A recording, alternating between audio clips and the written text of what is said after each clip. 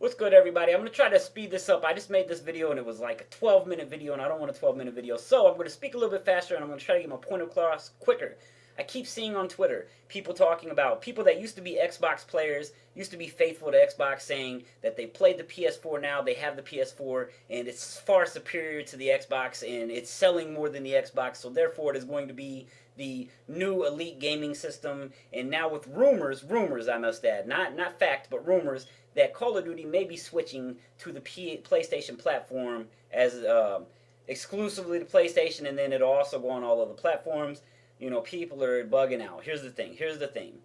If we want to talk about sales and want to talk about what the most elite gaming console ever is, I guess the PlayStation 2 would be the most superior gaming console because it has sold the most consoles out of any gaming console ever. It has sold 155 million copies of the PlayStation 2 are out there. So, do we deem that the far superior gaming console right now? Here's the thing. Here's what I'm trying to get at. Xbox One is $100 more expensive than the PS4. So, of course, some people went out and bought their kids, or some people, adults like me, said, I don't want to pay that extra $100. I'm switching to PlayStation. That is a possibility.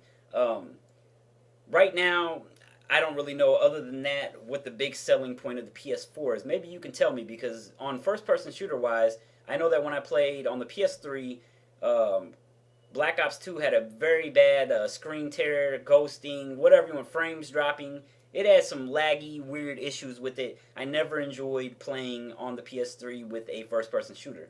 I did enjoy playing role-playing games, which I could have easily just have played on my 360. I see no difference other than that.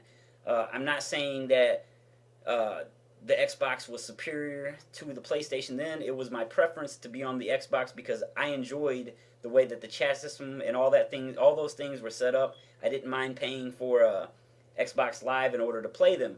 Now, that part of the playing field is leveled a little bit because in order to play online, I hear you have to have the PlayStation Plus.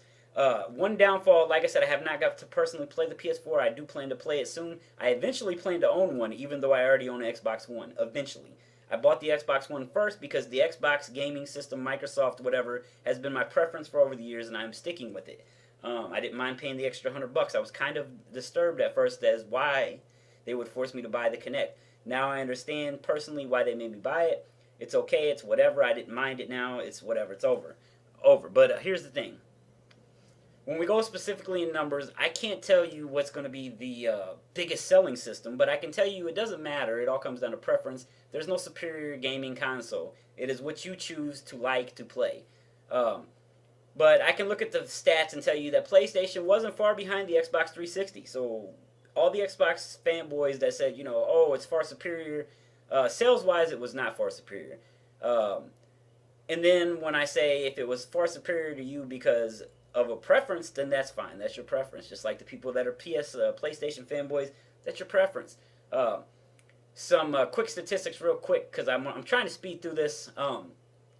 PlayStation 2, 155 million copies. Coming in second place is the handheld Nintendo DS with 153 million. Third place, biggest selling, Game Boy. Regular ass Game Boy, 118 million. We have to look at different trends like back then consoles were selling more than they did now. But let's get to the Xbox 360, 82.9 million to date. PlayStation 3, 80 million, and I'm sure that both of those numbers have went up a little bit, but it just says 80 million even. Coming in under those, is the Nintendo Entertainment System, my favorite gaming system of all time, at 61 million. I will link the list in here. Please, hey, if you guys are enjoying the content, please don't forget to hit the like button, share that with your friends. Leave me some comments. Leave me your opinions, because these are my opinions. I will link, like I said, this list that I'm looking at. It's off Wikipedia. It's where they've taken sales stats and then compiled them all together in systems. And, you guys can go look at that if you want. Some more things I want to talk about real quick before we get this over with is I did say that I plan to buy the PS4. I bought the 360 because I am mostly a first-person shooter person. And I don't even want to say that because, I put 300 something plus hours in Skyrim. I'm really excited to get the new Final Fantasy. My most anticipated game of this year is probably going to be Destiny. And you know, there's some games on the PlayStation coming out that are exclusives. I don't have a list in front of me, so I'm not going to even say a name of any of them. You can go look up exclusives. I want to get the PS4 too because I eventually want to play those exclusives. The only problem I'm having with gaming is there are some games that you can beat in 3 or 4 hours, and I am not going to be buying any of those. I might rent those, but to me, if I can't put at least 60 plus hours in a game, it is not worth my time of paying $60 for it. Considering that would be saying I'm paying $1 per hour to play that game if I don't ever play it again after I beat it. I'm gonna light another cigarette if you don't mind. So, the whole ideal of this commentary is just to say don't believe the hype of people telling you get rid of your Xboxes, come to PlayStation, it's better, or you know the PlayStation's $100 cheaper, and I'm not gonna buy it because you know my Xbox is better. Like fuck all that shit. Buy what you want to buy. I'm pretty sure that most of us gamers, if we don't own a PS4 or an Xbox One right now, say we own one or the other, we know someone that lives in our city that we're friends with that has the other. Go play it, test it out. I'm not 100% sure, but I know they did this with all of the consoles. Family Video and places like this, if you have $100 to put down as a deposit, you can rent a gaming system for about $20 for 5 days. So that's like $5 a day to test it out. So if you want to try out the PS4 before you buy it, do that. Or if you want to try out the Xbox One before you buy it, do that. I don't know if they're doing that with the new consoles yet, but I know they've done it, and they eventually will. But what I'm saying is there are more than one way to test out a system before you end up buying it. I could have easily went to my cousin's house and played the Xbox One before I even went and bought it. I knew I wanted it. I went and bought it. I'm happy with my purchase.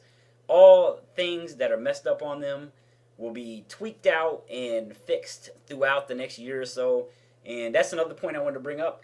Any problems? There are problems on the Xbox One. There are problems on the PS4. One big problem I know on the PS4 was the copyright on the HDMI. You couldn't record to your Elgato or anything like that through HDMI because of the fact that there is a copyright protection on the back of there. I think it's HDCP. I don't know. I'm not a PlayStation guy.